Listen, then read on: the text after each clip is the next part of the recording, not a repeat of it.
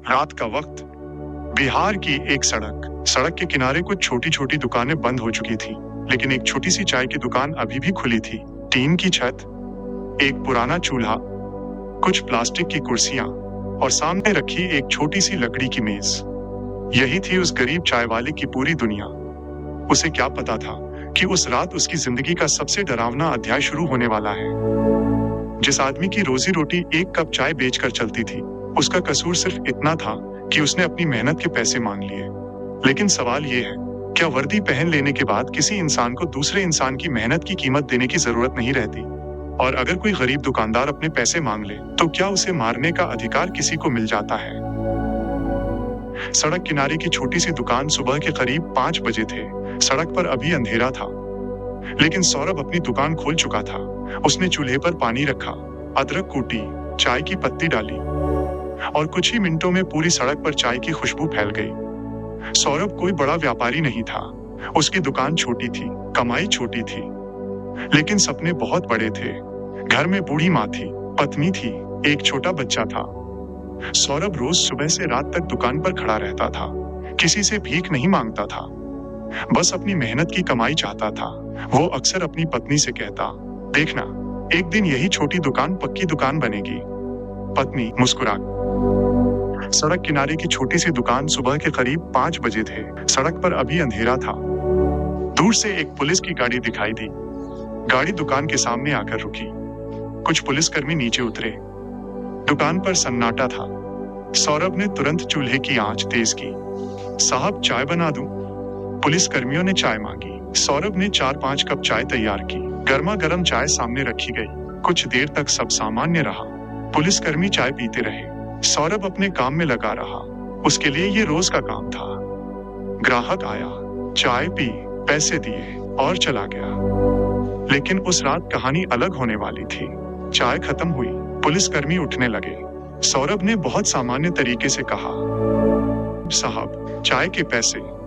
कुछ सेकंड के लिए माहौल बिल्कुल शांत हो गया। सौरभ को लगा शायद उन्होंने सुना नहीं। उसने दोबारा कहा, साहब, चाय के पैसे दे दीजिए। और यहीं से विवाद शुरू होने का आरोप सामने आया। पैसे मांगने के बाद पुलिसकर्मियों और दुकानदार के बीच विवाद हुआ और मारपीट का वीडियो सीसीटीवी में रिकॉर्ड हुआ। सौरभ के लिए वो सिर्फ पैसे मांगना था, लेकिन आरोप है कि सामने वाले ने इसे अपनी बेइज्जती समझ लिया। पैसे मांग रहा है? सौरभ घबरा गया।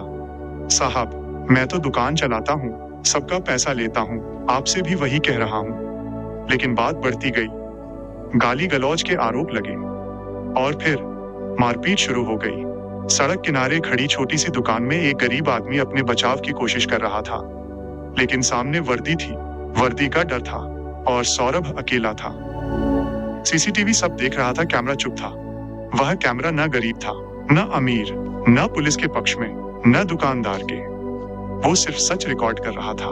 मारपीट के दृश्य कैमरे में कैद हो गए। दुकान का सामान हिल रहा था, कप टूट रहे थे, चाय जमीन पर गिर रही थी और सौरभ खुद को बचाने की कोशिश कर रहा था। उसके लिए हर थप्पड़ सिर्फ दर्द नहीं था, उसमें एक सवाल था, आखिर मेरा कसूर क्या है?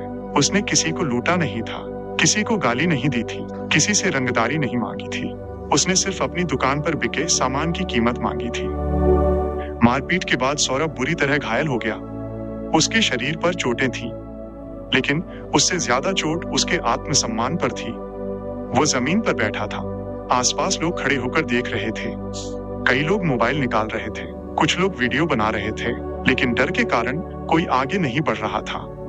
यही हमारे समाज का सबसे कड़वा सच है। जब ताकतवर और कमजोर आमने सामने होते हैं, तो अक्सर तमाशबीन बहुत होते हैं, लेकिन आवाज उठाने वाले बहुत कम। सौरभ ने दुकान की तरफ देखा। चूल्हे की आग अभी भी जल रही थी। कुछ देर पहले उसी आग पर चाय बन रही थी। अब उसी दुकान में डर का धुआं भर चुका था। उधर घर पर उसकी पत्नी इंतजार कर रही थी। रात बढ़ती जा रही थी। बच्चा पूछ रहा था, पापा कब आएंगे? पत्नी के पास कोई जवाब नहीं था। फिर खबर पहुंची कि सौरभ घायल है। घर में चीख पुकार मच गई। पत्नी दौड़ती हुई पहुंची। सौरभ को उस हालत में देखकर उसकी आंखों से आंसू निकल पड़े। आपको किसने मारा? सौरभ चुप रहा। उसके पास शब्द नहीं थे। कुछ देर बाद उसने सिर्फ इतना कहा, मैंने पैसे मांगे थे। पत्नी ने पूछा, किसके? सौरभ बोला, चाय के। और फिर दोनों की आंखों में आंसू आ गए। सवाल सिर्फ सौरभ का नहीं था। अगली सुबह खबर फैलने लगी, वीडियो सामने आया, लोगों ने सवाल पूछना शुरू किया। क्या किसी दुकानदार से सामान लेकर उसके पैसे मांगना अपराध है? क्या पुलिस की वर्दी किसी को कानून से ऊपर कर देती है? क्या गरीब आदमी अपने अधिकार की बात भी नहीं कर सकता? लेकिन यहाँ एक बात समझना जरूरी है, यह कहानी पूरे बिहार के पुलिसकर्मियों की कहानी नहीं है।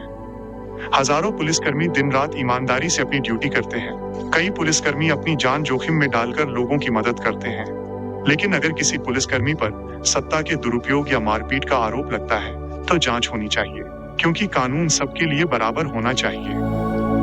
सौरभ का फैसला, सौरभ डर सकता था, अपनी दुकान बंद कर सकता था, गांव छोड़ सकता था, लेकिन उसने एक फैसला किया। वो चुप नहीं रहेगा। उसने अपनी शिकायत सामने रखी। घटना की जांच की मांग हुई।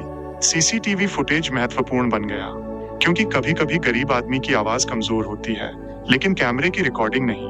कैमरा ये नहीं पूछता कि सामने कौन है, वो सिर्फ दिखाता है कि हुआ क्या। अदालत और कानून का रास्ता सौरभ के सामने सबसे बड़ा सवाल था।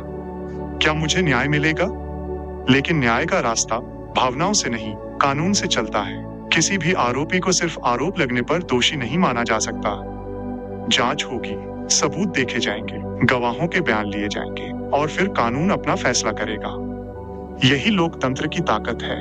अगर कोई पुलिसकर्मी दोषी है तो उसके खिलाफ कानून के अनुसार कार्रवाई होनी चाहिए, और अगर आरोप गलत है तो जांच के बाद सच्चाई भी सामने आनी चाहिए। लेकिन जांच निष्पक्ष होना सबसे जरूरी है। सौरभ फिर अपनी दुकान पर बैठा, चूल्हा जलाया, पानी रखा, चाय बनाई। पहला ग्राहक आया, उसने चाय पी, पैसे दिए। सौरभ ने पैसे अपनी जेब में रखे। उसने आसमान की तरफ देखा। आंखों में दर्द था, लेकिन साथ ही एक उम्मीद भी थी। उसने खुद से कहा, मैं गरीब हूँ, लेकिन मेरी मेहनत सस्ती नहीं है। कहानी खत्म नहीं होती, क्योंकि असली सवाल अभी भी खड़ा है। सौरभ का कसूर क्या था? क्या उसने किसी का अपमान किया? नहीं। क्या उसने किसी से जबरन पैसे मांगे? नहीं। उसने तो सिर्फ अपनी दुकान पर दी गई चाय की कीमत मांगी थी। अगर घटना के आरोप सही साबित होते हैं तो सवाल सिर्फ एक थप्पड़ का नहीं है।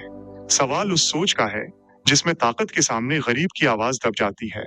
सवाल उस व्यवस्था का है जिसमें कानून लागू करने वाले से ही कानून के पालन की उम्मीद सबसे ज्यादा होती है।